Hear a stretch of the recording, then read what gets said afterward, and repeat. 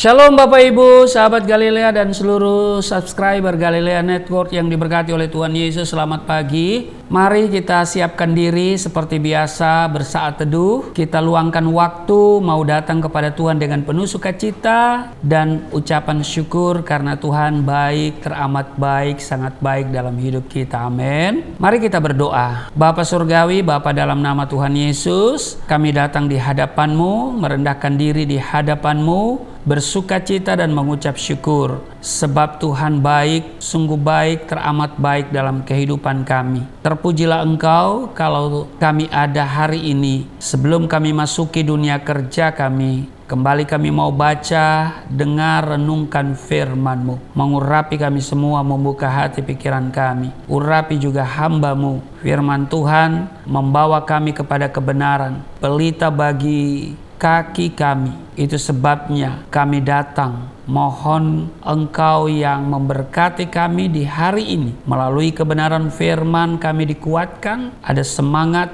ada penghiburan, sehingga apapun yang kami temui dalam menjalani hari ini, kami tetap kuat, bahkan kami tampil keluar menjadi pemenang. Di dalam nama Tuhan Yesus. Amin. Kita akan melihat di dalam Yohanes pasalnya yang ke-14 pada ayat 1 sampai 6. Janganlah gelisah hatimu, percayalah kepada Allah, percaya juga kepadaku. Di rumah Bapakku banyak tempat tinggal. Jika tidak demikian, tentu aku mengatakannya kepadamu. Sebab aku pergi ke situ untuk menyediakan tempat bagimu. Dan apabila aku telah pergi ke situ dan telah menyediakan tempat bagimu, aku akan datang kembali dan membawa kamu ke tempatku, supaya di tempat di mana aku berada, kamu pun berada. Ayat 4. Dan kemana aku pergi, kamu tahu jalan ke situ. Kata Thomas kepadanya,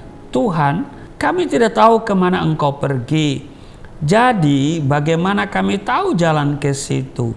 Ayat 6, kata Yesus kepadanya, Akulah jalan dan kebenaran dan hidup. Tidak ada seorang pun yang datang kepada Bapa kalau tidak melalui aku. Demikian Yohanes 14 ayat 1 sampai 6. Ayat 1 dikatakan begini, jangan gelisah hatimu, percayalah kepada Allah, percayalah juga kepadaku. Nah, secara sederhana gelisah dapat diartikan sebagai suatu kondisi di mana hati kita terasa tidak tenang. Saudara pernah gelisah? Saya juga. Apa yang membuat engkau gelisah? Banyak hal. Jadi, sekali lagi, bahwa secara sederhana gelisah dapat diartikan sebagai suatu kondisi di mana hati kita merasa tidak tenang. Ketidaktenangan ini nampak jelas dalam ekspresi wajah, bahasa tubuh, dan perilaku individu. Nah, gelisah itu kan di hati. Hati adalah pusat kehidupan. Apa yang ada di hati itu akan terekspresi, ya kan? Baik itu di wajah,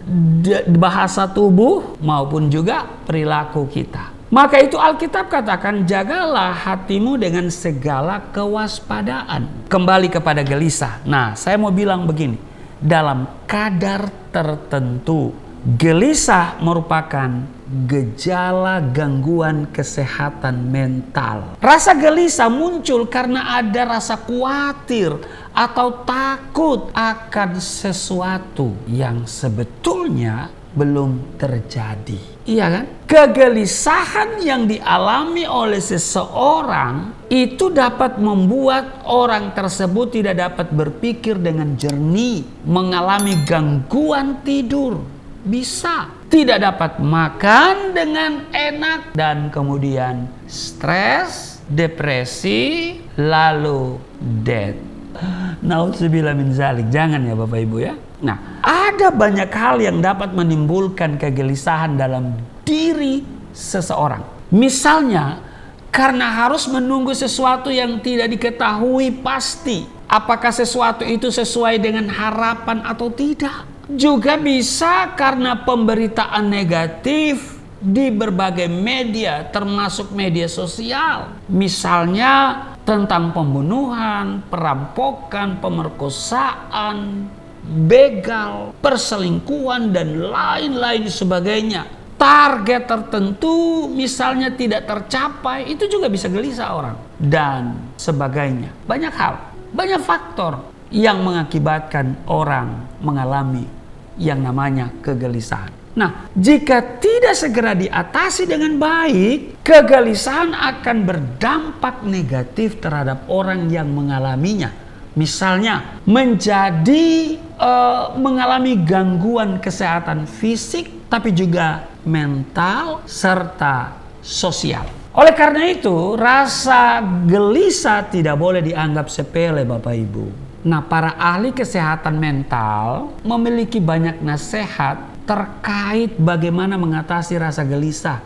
Misalnya, mengelola pikiran, kemudian berolahraga dengan cukup dan teratur tentunya, mengkonsumsi makanan yang sehat, tidak mengkonsumsi alkohol secara berlebihan, tidur atau istirahat yang cukup, tidak menggunakan obat-obatan terlarang, tidak merokok, dan dalam kondisi tertentu harus datang ke pusat layanan kesehatan mental untuk mendapatkan pertolongan. Bapak Ibu, kekhawatiran yang menyebabkan orang menjadi gelisah adalah hal yang manusiawi dan dapat dipahami, dapat dimaklumi. Akan tetapi dengar baik, rasa gelisah tidak boleh dipelihara agar hidup kita produktif dan berkualitas. Sekali lagi saya tegaskan bahwa kekhawatiran yang menyebabkan orang menjadi gelisah adalah hal yang manusiawi, tetapi jangan dipelihara. Amin. Supaya hidup kita produktif dan berkualitas. Kepada orang-orang pendatang yang tersebar di Pontus, Galatia, Kapodokia, Asia Kecil, dan Bitinia, Rasul Petrus menasihatkan agar mereka menyerahkan segala kekhawatiran mereka kepada Allah, karena Allah lah yang memelihara mereka. Di dalam 1 Petrus pasal 5 ayat 7 dikatakan begini, serahkanlah segala kekhawatiranmu kepadanya, sebab Ia yang memelihara kamu. Pemazmur juga ternyata pernah mengalami kegelisahan. Dalam Mazmur 43 ayat 5 dia menulis begini, mengapa engkau tertekan, hai jiwaku, dan mengapa engkau gelisah di dalam diriku?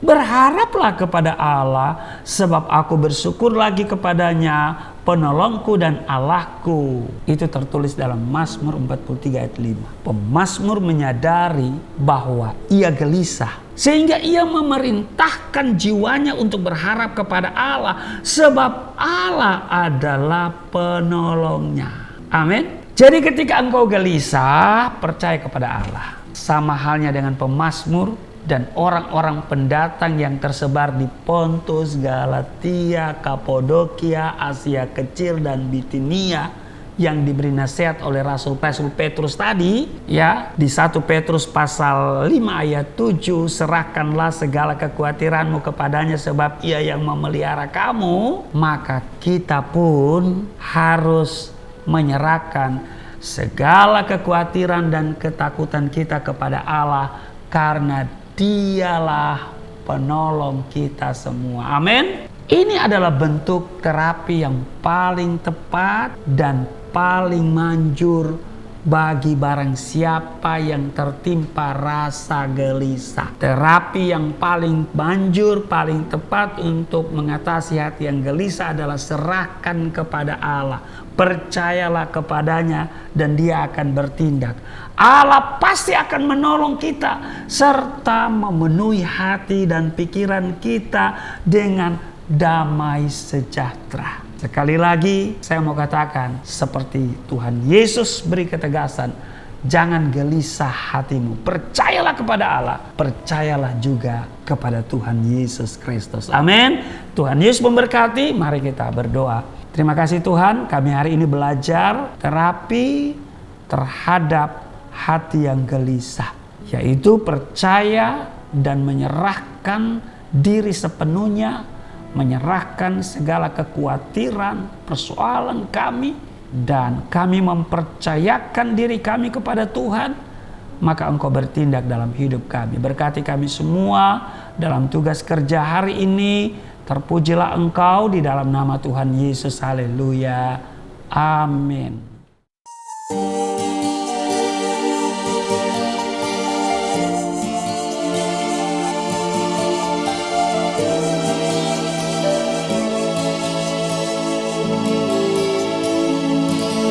Bapa kami yang di surga, dimuliakanlah nama-Mu. Datanglah kerajaan, jadilah kehendak-Mu di bumi seperti di surga.